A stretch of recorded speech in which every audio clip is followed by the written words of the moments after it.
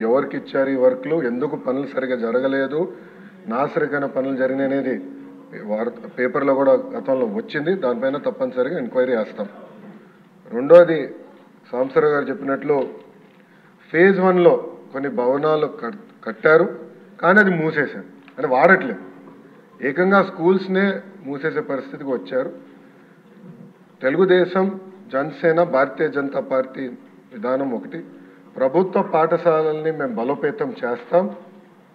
Private పాఠశాలలకి ధీటుగా ప్రభుత్వ పాఠశాలలు తీర్చిదిద్దాలనేది మా లక్ష్యం. అందుకే చంద్రబాబు నాయుడు గారి నాయకత్వంతో మెగా డిఎస్సి కూడా ప్రకటించాం. ఉపాధ్యాయుల పోస్టులు కూడా భర్తీ చేస్తున్నాం. నెక్స్ట్ ఇయర్ ఏదైతే స్కూల్ ఓపెన్ అయ్యే సమయానికి ఉపాధ్యాయులు కూడా పకడ్బందీగా మేము ఏర్పాటు చేస్తాం. దాంతోపాటు రాజుగారు ప్రధానంగా ప్లే గ్రౌండ్స్ ఏర్పాటు చేస్తే బాగుంటుందని కోరారు. ఉపాధి హామీ పథకంతో అనుసంధానం చేస్తాం. పవనంతో నేను చర్చిస్తాను. ఆయనతో పాటు మన స్పోర్ట్స్ మినిస్టర్తో కూడా ఆల్రెడీ డిస్కషన్ చేశాను.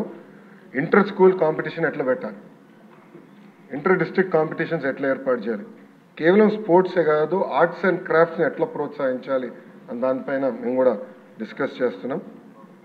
సాంబశివరావు గారు అన్నట్లు ఉపాధ్యాయుల్ని కూడా పెద్ద ఎత్తున హెరాస్మెంట్ జరిగింది. గత ప్రభుత్వం వాళ్ళకి అనేక యాప్లు ఇచ్చి వాళ్ళు అన్ని రకాలుగా ఇబ్బంది పెట్టిన విషయం వాస్తవం. పాదయాత్రలో కూడా ఉపాధ్యాయులను కలిశారు, వాళ్ళ సమస్యలు నాకు చెప్తాం జరిగింది.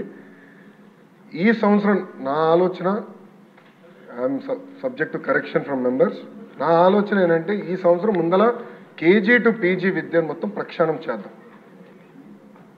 నేను పక్క రాష్ట్రాల్లో కూడా ఎలాంటి కార్యక్రమాలు జరుగుతున్నాయి అనేది నేను చదువుతున్నాను.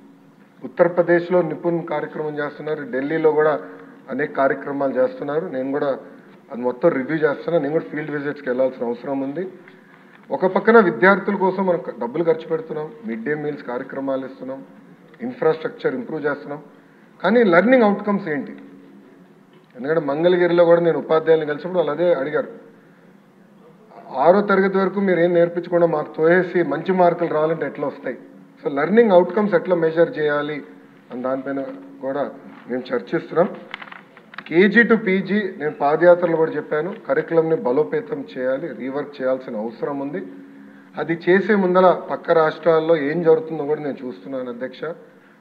దానివల్ల వాళ్ళకి వచ్చిన అవుట్కమ్స్ ఏంటి అనేది మేము చదువుతున్నాం. ఆ మొత్తం రోడ్ మ్యాప్ ప్రిపేర్ చేసి సంఘాలతో కూడా మేము చర్చించి అందరు బయ్యన్ అయిన తర్వాత ఆ రోడ్ మ్యాప్ ప్రజల ముందర పెట్టాలనేది నా లక్ష్యం.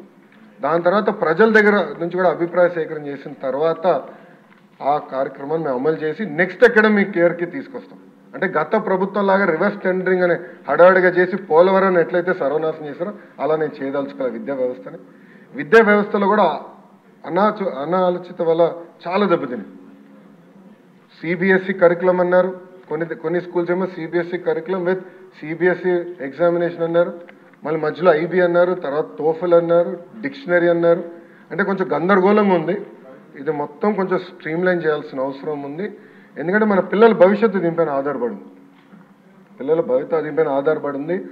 సో సిస్టమేటిక్గా చేయాల్సిన అవసరం ఉంది. తొందరపాటు నిర్ణయాలు కాకుండా సిస్టమేటిక్గా చేయాలనేది నా ఆలోచన అధ్యక్ష. 2019 నుంచి 24 అని మీరు చూస్తే 2019లో అంటే ఆనాడు తెలుగుదేశం ప్రభుత్వం హయాంలో 38,98,000 మంది విద్యార్థులు ఉన్నారు. 5 సంవత్సరాలు వేల కోట్ల రూపాయలు ఖర్చు పెట్టిన తర్వాత అది 38,26,000 మంది విద్యార్థులకు తగ్గిపోయింది. అంటే 72,117 మంది విద్యార్థులు ప్రభుత్వ పాఠశాలలో తగ్గిపోయారు. ఇది కరెక్ట్ కాదు, అంటే ఎక్కడో లోపాలు జరుగుతున్నాయి, అంటే డౌట్ లేదు. అదేవిధంగా 117 జియో గురించి కూడా సభ్యులు నా దృష్టికి తీసుకొచ్చారు. అది కూడా మేము డిస్కషన్లో ఉంది. దానిపైన కూడా తొందరలోనే ఒక నిర్ణయం తీసుకుంటాం. కానీ ఎన్డీఏ ప్రభుత్వ ఆలోచన వెరీ క్లియర్. ఉపాధ్యాయులు నియమిస్తాం, ఆగిపోయిన పనులు పూర్తి చేస్తాం, జరిగిన పనులపైన తప్పనిసరిగా ఎంక్వైరీ చేస్తాం. థ్యాంక్ యూ అధ్యక్ష. మంత్రి గారు కూర్చోండి. మంత్రి గారు సభ్యులకి వచ్చిన ఏంటంటే ఎంక్వైరీ జరగాలి, దాని మీరు తీసుకొచ్చే చర్యలు ఇది అవసరమైన చెప్తే బాగుంటుంది నా ఉద్దేశం. అధ్యక్ష గౌరవ సభ్యులు ఎంక్వైరీ కోరారు అధ్యక్ష, తప్పనిసరిగా ఎంక్వైరీ చేస్తాం అధ్యక్ష. దాని తర్వాత నెక్స్ట్ సెషన్ అంటే ఎంక్వైరీ నివేదిక వచ్చిన తర్వాత నెక్స్ట్ సెషన్లో నేను టేబుల్ చేస్తాను. Okay, thank you. లేదు శ్రావణ్ ప్లీజ్, శ్రావణ్ గారు ఒక్క క్వశ్చన్కి ప్లీజ్ వినండి ఒక క్వశ్చన్కి 37 minutes అయింది అంతే.